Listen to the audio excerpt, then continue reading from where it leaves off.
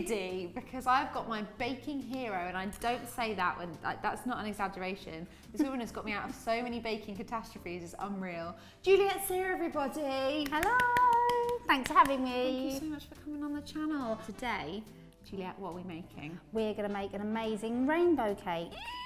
I know that we're a good 3 years behind the times of when this was trending, but I've always wanted to know how to make them. And it's still trending now anyway. I think who doesn't like a rainbow cake? Who doesn't like a rainbow cake? And this will be the best rainbow cake. So. Ultimate. So we're going to start with some golden caster sugar. I prefer to use unrefined.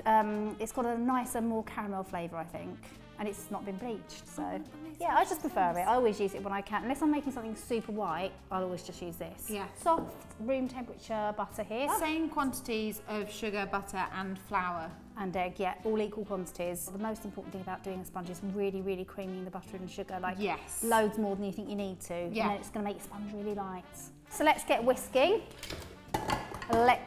Electronical, that's a word I made up the other day. Yeah. Electric mixer. If you don't have an electric mixer, you can use a wooden spoon, but it will take you a long time. So we're also going to add some splash of vanilla bean paste. And go with the paste. The paste is much better, I think, definitely. Yeah. So I recently made a wedding cake, and I don't know how many texts and emails and phone calls I must have made in panic, just sheer panic of what am I doing? And you guided me through every step. That's the thing, like I said as well, it's the thought of it that's worse. Than the actual It's not that doing bad. it, I think people get so frightened about it. But when you start doing it, it's okay. Yeah. So how long have you been baking? Properly for about 20 years. Yeah. I read so many articles about you, including cakes that you've done for well-known people, including Noel Fielding. Did I do one for Noel Fielding? No, not Noel Fielding. I have. No. No, I didn't do anything for Noel Fielding. No, what's his name? Nick Grimshaw? Nick Grimshaw, that's the one. Yeah. Bum, bum, bum, bum, bum, bum, bum, bum. Play the game, fight the fight, what a beautiful night. Yeah, the cake I did for Nick Grimshaw, did I tell you it was very rude? Well, I read that it was... Well, actually, I've made 3 cakes for him. All of that appendage? No, one of them was really, really rude. So if you Google Nick Grimshaw rude cake, you'll find it, because we had to take it down.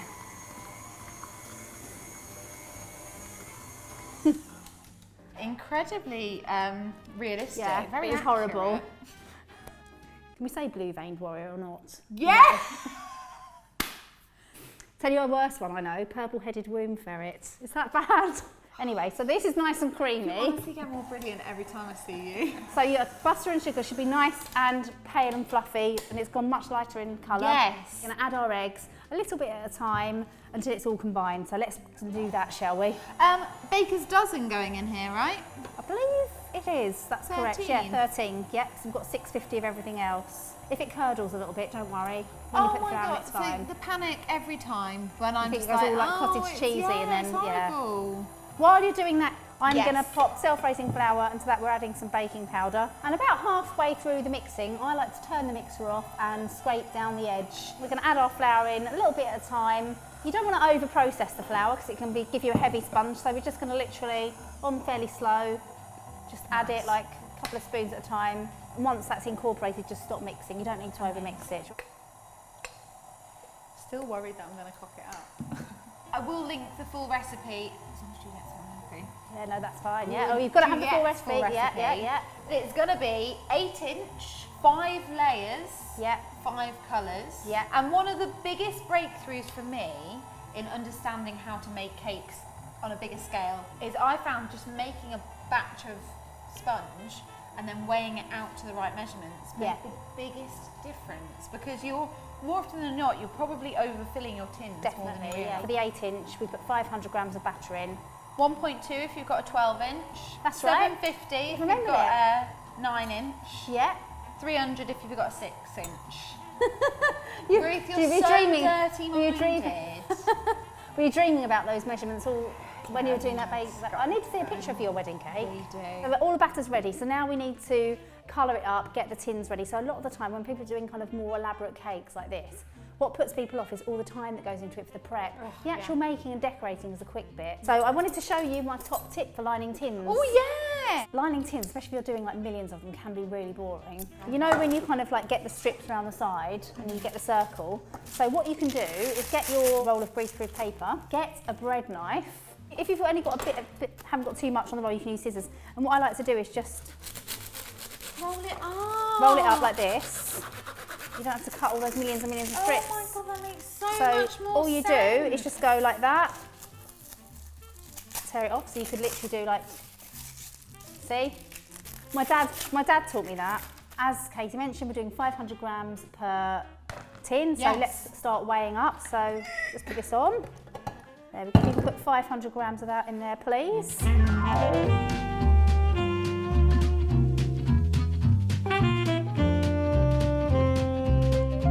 So we're going to use the strong colours then, Katie. So should we get colouring up? We want to use the strong ones because if you use like a liquid, it kind of can change the consistency. So we've just got the strong paste colours and then you don't need to add too much. So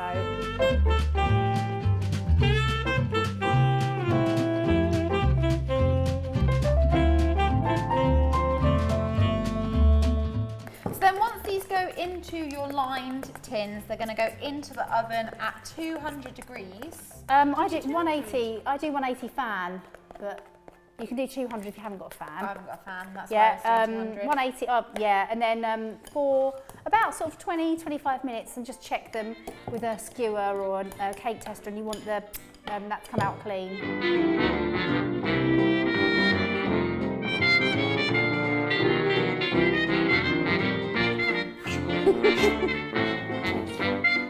Our cakes are out of the oven. They have cooled. Little top tip from this lady, but it's saved my backside too many times.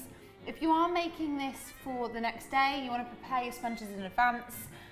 Don't need to do it more than say 2 or 3 days in advance, ideally. I prefer to have it as fresh as you can. Yeah. And as you can do it.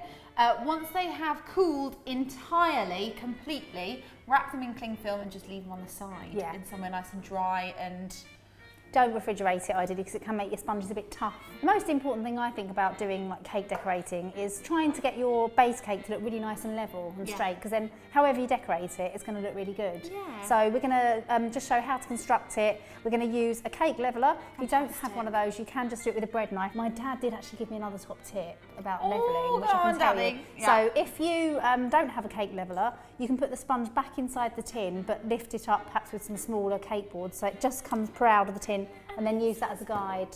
Yes. That's really So clever. I know he's clever, good old George Walker. Trim the hump off the top of each one. Is that what it's technically called, or is that just a really great way to describe it? Yeah, that's just how that's what it is, isn't it? Yeah. It's a hump. And that's just going to trim it down so that everything's kind of nice and straight before you start. I've got a trimmings bowl, and you can save those to make a nice rainbow trifle. You can make cake pops, you can just eat it with some ice cream, you can do whatever you like. Always go in from the highest point. Sometimes you find that the cakes are a little bit shallower. No, it's fine. Should I cut your finger? No, I always hold the back end when it's coming out, because Please don't let me sometimes get your no, you finger. won't. It's not sharp. Go on. Ow! Oh my God! Sorry. I'm mean, aren't I? On occasion, when you come out of the back end of your cake, if you've got a really, really soft sponge, it sometimes knocks off a chunk a little bit, and then it's going to be, you've got to build it up, so just to kind of protect it from breaking off. So now to put our cake together, a few things you need to think about. I really like to work on a slightly larger board than the actual cake. Yes. A couple of reasons. First of all, because I don't want to kind of make this super messy. Yep. Second of all, I'm going to be putting it in the fridge, chilling it, doing different stages, so it's just easy for me to move it about. Nice. If you don't have one of those, you can just use a tray or just manage really, but if you do a lot of cake making, it's worth getting an extra one. The second thing to say is always try and buy a cake drum or a cake board the same size as your sponge. Yeah. Because you're going to get a neater finish when you go around with a palette knife, because you're using that as a guide. And also, if you're going to be like moving that onto another iced board, it means that you can take your palette knife and lift it up, and that's kind of something to hold. Yeah. So we're going to start layering up. Now, I don't know if you've made quite enough buttercream. Just got a little bit. Get a little bit of buttercream, put that in the middle there, and put my baseboard on, because when I start working on this, I want that to sort of stay still. Yeah. So that's going to hold it still in the centre, which is going to make it easier for me to work on. So I always do that. Bigger palette knife here, just put a bit of a clonk on, just as my base. Your adjectives are my favourite. Clonk. Bit of a clonk. Pop your first layer on, make sure it's nice and central, press it down, and then what we're going to do is add the first layer of buttercream. Use your palette knife to kind of go backwards and forwards, being quite confident with it, because if I kind of like start doing that, it lifts it off, so pressing very hard, and I'm not actually lifting the knife away from the sponge at all until I've finished, otherwise you're going to end up with a little hole. So what I'm doing, That was a good English. what I'm also doing is pushing the buttercream slightly further out than the cake sponge itself, because then I'm going to use the palette knife to kind of press it in to kind of seal all the ridges. Second layer, Love it. I'm going to put that on, and what I'm doing is just making sure it's as central as it can be, and then we're going to go and do the same again. So would you like to do that layer? Go on then. I'm going to use it. And just going to say, Talk to me. I don't ever put that knife back in the bowl.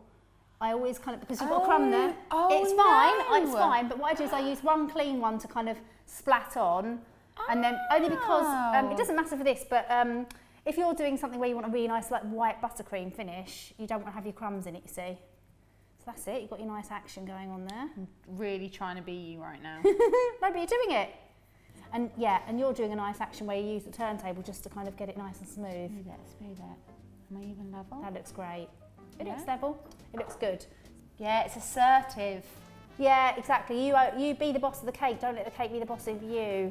We're going to take our last cake, and what we're doing is we're going to turn it over, because where this was sat in the bottom of the tin, it's smooth, so that's going to be much easier to give us a better finish. So that's for our final one. We're going to go around the edges, and that's filling in the gaps in between each tier. Yep. And then we're going to do a fine kind of coat all over, and that's called a crumb coat, and we're going to chill it so it's going to keep it nice and still for when we do our decoration. Doing the side first, because I don't want to use my hand to hold it still, and just cover the top in the same way that we did when we were doing the layering. So again, backwards and forwards, and I'm pushing that buttercream out a bit further than the top of the cake, because I want to have that nice sort of sharp edge at the side, and that's going to help me to get that, because I'm going to use my side scraper. I'm mesmerised. So I've just caught myself just staring. And then, once you've got it, you're happy with it, if you get one of these are brilliant. This is a side scraper or a bench scrape. In one motion, I'm going to use this at the right angle, so I'm going to make it completely straight, have it quite close in. Yeah, again, like this, you've got to be confident. Once you start, you go for it. So again, I'm using quite firm pressure, just trying to get it as neat as I can. And then for the top, knock in those extra bits towards the centre, and that's going to make it nice and flat. Once you're happy with it, pop it in the fridge for like half an hour, and then we can come back and do the rainbow watercolour effect. So we'll do that, clear away, and come back with our buttercream. Amazing. The cake's nice and firm, it's nice and chilled. Basically what we're going to be doing is adding a layer of white buttercream, and then adding splats of different colour rainbow buttercream, and then we're going to do what we did with the crumb coating, so sweep it round, sweep it off. Amazing. Yeah, I mean it's brilliant, it's like a swimming hat, isn't it? Do you remember those swimming hats? Oh no, I'm showing my age now. Okay, so now it's very important to have a clean palette knife at this point. Once you start doing this as well, you don't want to do it too many times, because then you can kind of get a muddy look. So here we go, so I'm just going to literally sweep it like this. Oh my gosh, that's so clever. It's just pretty. Round the top like that. What I like to do at this point is I like to have a damp scraper. I just discovered it by accident. I think it gives you a better finish. So I'm going to just wet it. Oh, cool. I have a slightly taller one. Have you? Have a look. Oh yeah, this will work. This is a good one, this one. And now, again, once you start this, you don't stop, so... Oh, it looks incredible. It's nice, isn't it? That's so cool. So now again, I'm just gonna knock this in. There we go, look at that. That's so cool. Shall we add our meringues? Yeah, okay. Brilliant. So you need to make sure you've clicked this video up here, because Juliet has shown me how to do meringue kisses and meringue lollipops as well. Yeah, that's the thing. Brilliant. Da, da, da, da. There we go. So, oh my god, this is the most colourful thing ever. Let's just pop them on. Just go around in a little circle. We made some miniature ones. Little stars. Little star ones. Trust you. I had one job. That looks absolutely awesome. Thank you so much. Thank you for having me. That is just happiness in a cake. There is so much colour there and so much excitement. I cannot wait to cut into it. So hold that thought. Before you go, we're going to take a slice, but for now, make sure you check all of those links in the description box. You need to check out Juliet, buy her books, subscribe to her YouTube channel, watch her on This Morning. Like, she's a Wonder Woman when it comes to the cake world and every other world, in fact. Oh, thank you. But thank you so much for watching. If you want to subscribe, feel free to do so.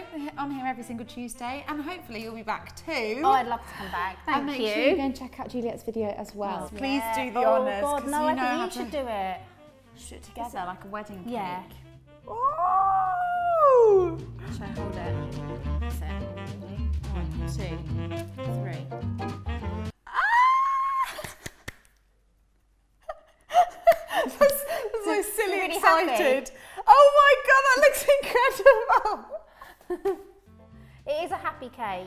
Oh my god, Look at unreal. That is. Look at that slice. Hang on. There we go. Look at that. I'm like a proud parent. That is unreal. Look at Right. that. Should we try it? Yeah, I think we should have a little dig Yeah. in.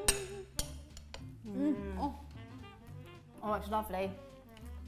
Well done. you're so Nice clever. baking. Beautiful recipe. That Use is my fingers now. awesome. Well done. That. That's how happy I am. Bye. Bye.